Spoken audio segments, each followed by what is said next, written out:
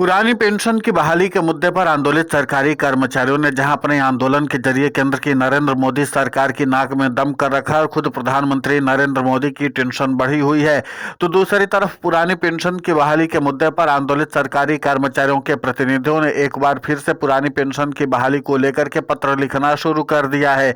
यह पत्र वित्त मंत्री निर्मला सीतारमण और खुद प्रधानमंत्री नरेंद्र मोदी को लिखा जा रहा है और इस बात की मांग की जा रही है कि सरकारी कर्मचारियों के भविष्य को सुरक्षित रखने के लिए उनके बुढ़ापे के सहारे को मजबूत करने के लिए पुरानी पेंशन की बहाली की जानी चाहिए। उन्होंने कहा कि नेशनल पेंशन स्कीम और यूनिफाइड पेंशन स्कीम में किए गए सुधारों से सरकारी कर्मचारियों ने इस बात को मान लिया है कि उनका भविष्य सुरक्षित नहीं हो सकता है। इसीलिए उन्होंने यूनिफाइड पेंशन स्कीम से दूरी बनाई, क्योंकि सरकारी कर्मचारियों को अपने भविष्य की चिंता सता रही है, खासकर बुढ़ापे के लिए। जब सरकारी कर्मचारी बुढ़ापे की स्थिति में कुछ भी करने की स्थिति में नहीं होंगे, तब उनको इस तरीके की पेंशन योजनाओं से किस तरीके से आर्थिक मजबूती मिल पाएगी।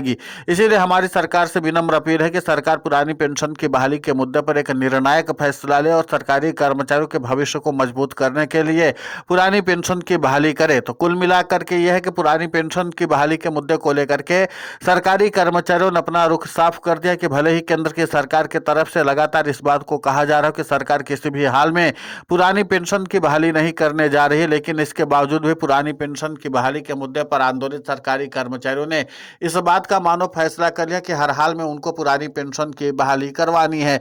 और इसीलिए पुरानी पेंशन की बहाली को लेकर के सरकारी कर्मचारियों ने कहा कि जो सरकार फैसले ले रही है उसके नाते से उनका भविष्य जो है वो गर्त में जाता हुआ दिखाई दे रहा है। अब जाहिर सी बात है कि प्रधानमंत्री नरेंद्र मोदी और वित्त मंत्री निर्मला सीतारमण इस पूरे मामले को लेकर के कितनी ज्यादा गंभीरता दिखाएंगी ये तो सबको पता है, क्योंकि केंद्र की नरेंद्र मोदी सरकार पहले से ही पुरानी पेंशन के खिलाफ रही है। लेकिन इसके बावजूद भी पुरानी पेंशन की बहाली के मुद्दे को लेकर के सरकारी कर्मचारियों में जो अभी भी आशा की उम्मीद दिखाई दे रही है, उस पर केंद्र की नरेंद्र मोदी सरकार क्या कुछ करती है वो देखना महत्वपूर्ण होगा।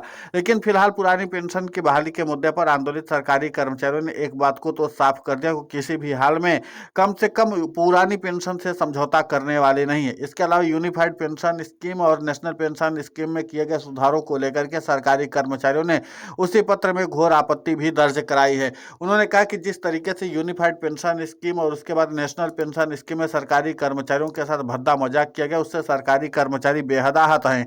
उनको लगता है कि उनके साथ बहुत गंदा मजाक किया गया है। इसी के नाते से पुरानी पेंशन की बहाली के मुद्दे पर आंदोलित सरकारी कर्मचारियों ने एक तरह से अपनी स्थिति को और भी ज्यादा स्पष्ट कर दिया है कि पुरानी पेंशन की बहाली के मुद्दे पर आर्या पार की लड़ाई लड़ी जाएगी। उधर आपको बता दें कि सीएपीएफ के जवानों ने भी अब पुरानी पेंशन की बहाली के मुद्दे पर आर्या पार लड़ाई लड़ने का फैसला कर लिया है। उन्होंने कहा कि अब जब केंद्र की नरेंद्र मोदी सरकार सिर्फ आंदोलन की भाषा ही समझती है और सरकारी कर्मचारियों से जब वो आंदोलन करते हैं तभी बातचीत और संवाद स्थापित किया जाता है, तो हम लोग भी आंदोलन करेंगे, हम लोग भी सड़कों पर संघर्ष करते हुए नजर आएंगे। तो कुल मिलाकर के है कि एक तरफ आंदोलन और सिर्फ आंदोलन की बात चल रही, क्योंकि पुरानी पेंशन की बहाली के मुद्दे को लेकर के सरकारी कर्मचारियों का अब सब जवाब देता जा रहा है। और इसीलिए बजट सत्र से पहले ही सरकारी कर्मचारियों ने ठीक 1 महीने पहले से ही पत्र लिखना शुरू कर दिया कि कम से कम सरकार गाहे बगाहे ही सही उनकी कुछ मांगों को सुन ले। सरकारी कर्मचारियों ने अपनी मांगों की अच्छी खासी लिस्ट जो है वो सरकार को भेज दी है। देखना महत्वपूर्ण होगा कि प्रधानमंत्री नरेंद्र मोदी और वित्त मंत्री निर्मला सीतारमण सरकारी कर्मचारियों की मांगों को लेकर के क्या कुछ निर्णय लेते हैं, क्या कुछ फैसला लेते हैं, क्योंकि अब एक के बाद एक प्रधानमंत्री नरेंद्र मोदी की आला दर्जे के अधिकारियों के साथ, खासकर वित्त विभाग के आला दर्जे के अधिकारियों, खुद वित्त मंत्री निर्मला सीतारमण और वित्त सचिव कैबिनेट सचिव की मौजूदगी में तमाम तरह की चर्चाएं होने वाली है। तमाम तरह के प्रावधानों को भी शामिल किया जाएगा। इन सब के बीच में सबसे अहम बात है कि पुरानी पेंशन को लेकर के अब सरकार क्या फैसला ले लेती है, इस पर सबकी नजर बनी हुई है। लेकिन इतना तय है कि पुरानी पेंशन की बहाली के मुद्दे को लेकर के सरकारी कर्मचारियों ने अपना रुख साफ कर दिया है कि जब तक सरकारी कर्मचारियों को गारंटीकृत पेंशन योजना का लाभ नहीं दिया जाएगा, फिर उस योजना का नाम कुछ भी हो, लेकिन पुरानी पेंशन की बहाली के मुद्दे पर आंदोलित सरकारी कर्मचारी किसी भी हाल में समझौता करने की स्थिति में अब नहीं है। और इस बात को सरकारी कर्मचारियों ने सिद्ध करके दिखा दिया है। उनका यह मानना है कि पुरानी पेंशन की बहाली के मुद्दे पर सरकारी कर्मचारियों को आर्या पार की लड़ाई लड़ने की जरूरत है। तो सरकारी कर्मचारी आर्या पार की लड़ाई लड़ने के लिए तैयार हैं और इसीलिए पुरानी पेंशन की बहाली के मुद्दे को लेकर के सरकारी कर्मचारी अपनी बातें जो है वो साफ तौर पर कहना चाह रहे हैं। और इसीलिए पुरानी पेंशन पर अब सरकारी कर्मचारियों का जो रुख है वो एकदम साफ हो चुका है। पुरानी पेंशन की बहाली के मुद्दे पर आंदोलित सरकारी कर्मचारियों ने और उनके प्रतिनिधियों ने इस बात का ऐलान कर दिया है कि आगे चल करके वो अपनी रणनीति में और भी ज़्यादा इजाफा करने वाले हैं। और इसी के नाते से उन्होंने कहा कि हमारा आंदोलन को जो रूपरेखा वो पूरी तरीके से इसी तरीके से चलती रहेगी और हम किसी भी हाल में अपने निर्णयों पर अब समझौता करने वाले नहीं है। खुद प्रधानमंत्री नरेंद्र मोदी को भी इस बात पर विचार करने की ज़रूरत है कि वो किस तरीके से सरकारी कर्मचारियों के भविष्य को सुरक्षित रखना चाहते हैं। लेकिन सरकारी कर्मचारी भी इस बात को जानते हैं कि उनको अगर ओपीएस में समझौता करना पड़ गया तो फिर उसके बाद उनके भविष्य में कभी भी पुरानी पेंशन का जो लाभ है वो मिल नहीं पाएगा। और इसीलिए पुरानी पेंशन को लेकर के सरकारी कर्मचारियों ने साफ तौर पर अपने निर्णय को लेकर के कहा है कि हम लोग अपने फैसले पर अब समझौता करने वाले नहीं हैं।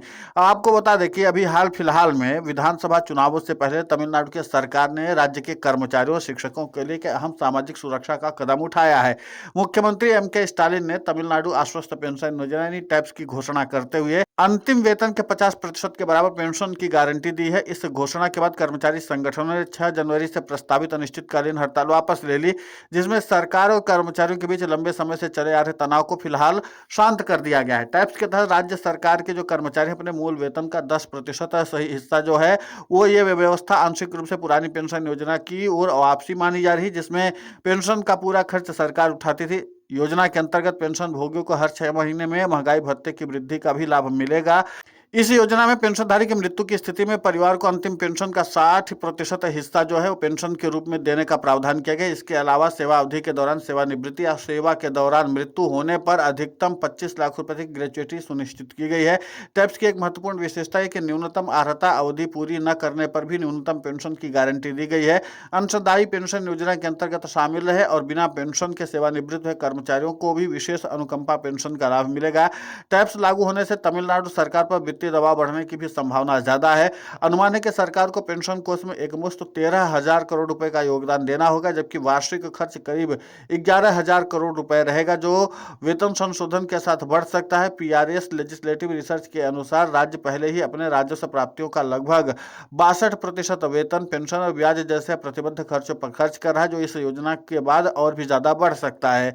यह घोषणा कर्मचारी संगठनों के 23 वर्षों पुरानी पेंशन बहाली योजना की मांग के तहत आई है। इस विषय पर आईएएस अधिकारी गगनदीप सिंह बेदी की अध्यक्षता में गठित समिति ने हाल ही में अपनी सिफारिशें सौंपी थी। हालांकि 2021 के विधानसभा चुनाव में डीएमके ने पुरानी पेंशन बहाली करने का वादा किया था, लेकिन सरकार ने टैप्स को विकल्प के रूप में चुना है। जोक्टो जीओजे के तहत कर्मचारी संगठनों ने इस फैसले का स्वागत किया और मुख्यमंत्री से मिलकर आभार जताया। सूत्रों के अनुसार ये योजना आगामी विधानसभा चुनावों के बाद 1 जनवरी 2027 से लागू हो सकती है।